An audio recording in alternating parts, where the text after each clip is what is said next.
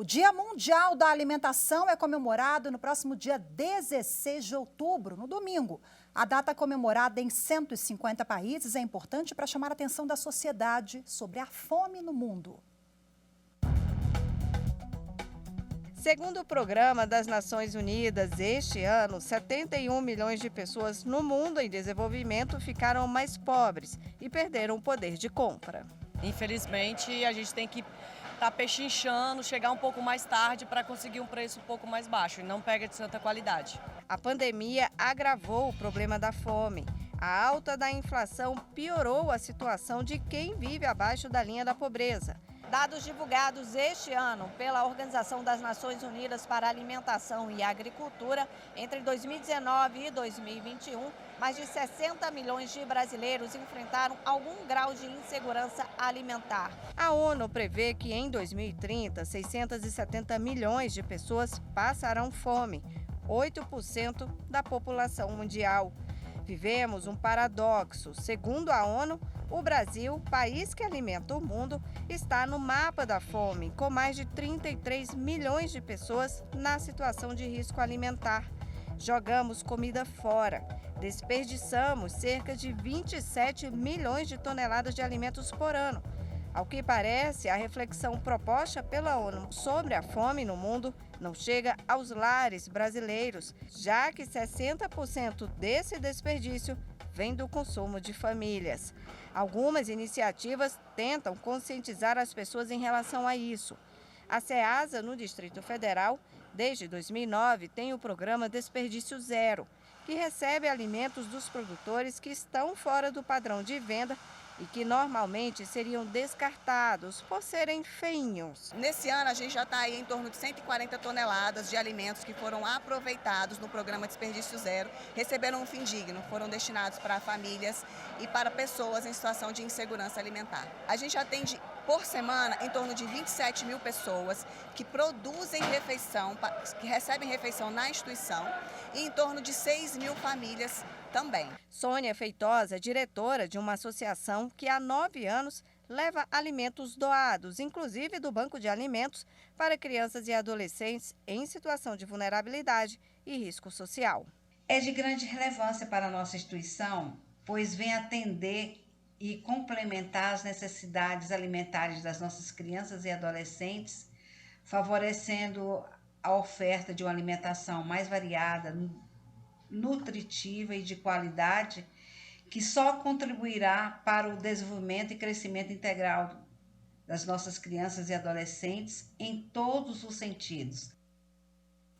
Bom, agora para a gente repercutir esse assunto, eu converso ao vivo, de forma remota, com o representante da Organização das Nações Unidas para a Alimentação e Agricultura no Brasil, Rafael Zavala.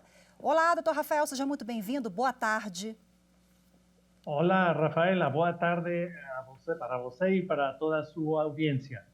Bom, explica para a gente como é que a FAO enxerga o Brasil, né? Nós temos uma peculiaridade aqui no país, porque o nosso país, ele alimenta, entre aspas, o mundo.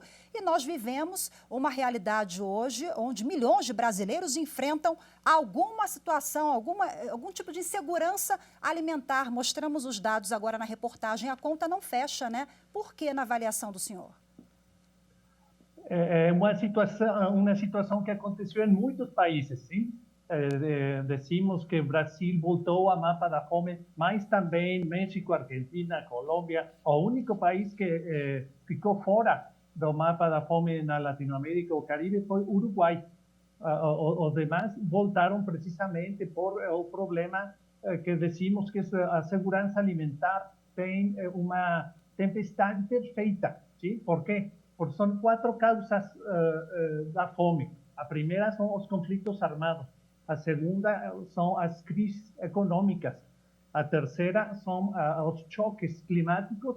E a quarta são os choques sanitários, como a epidemia e a pandemia. E essas 4 causas estão acontecendo simultaneamente no mundo. Além disso, está o problema do conflito armado, da invasão da Rússia contra a Ucrânia, acrescentou os preços dos alimentos, dos fertilizantes. Então, foi uma situação que, além da inflação, gerou uma tempestade perfeita para as questões de segurança alimentar, e o desafio é diminuir e voltar a sair do mapa da fome outra vez. O Brasil sabe como fazer.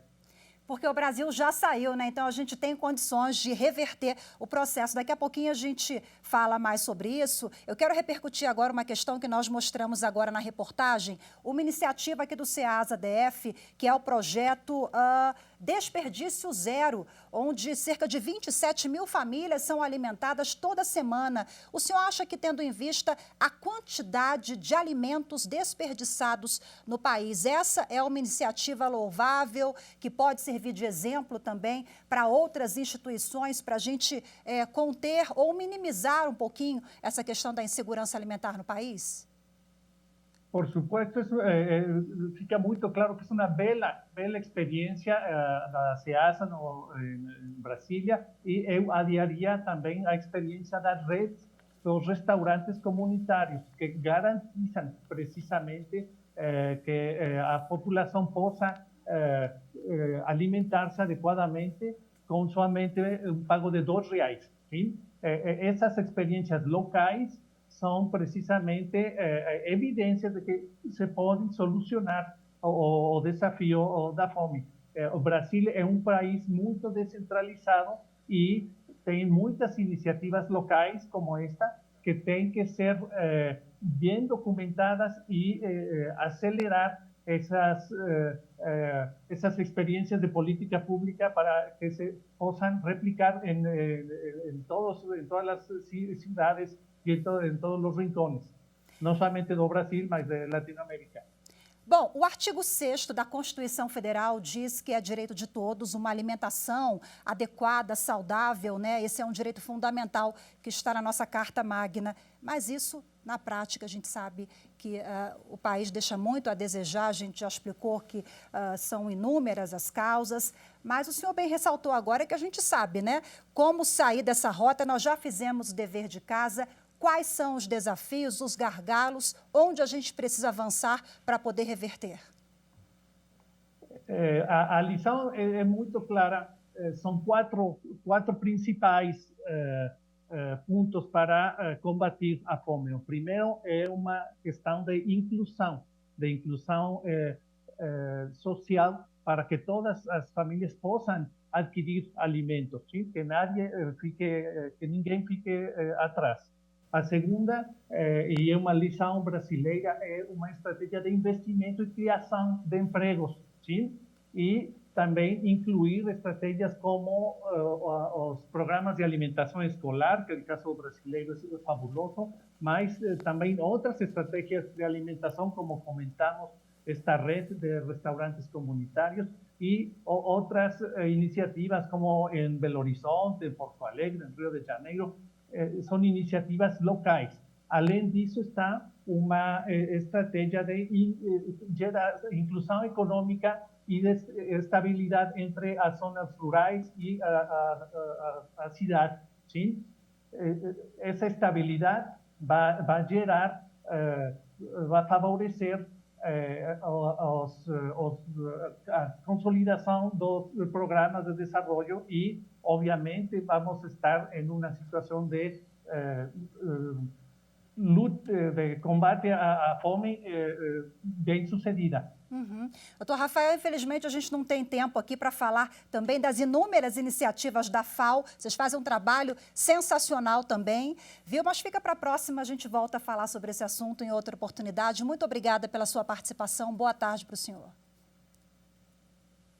Saludo a todos. Obrigado. Tchau, tchau. Rafaela. Obrigada.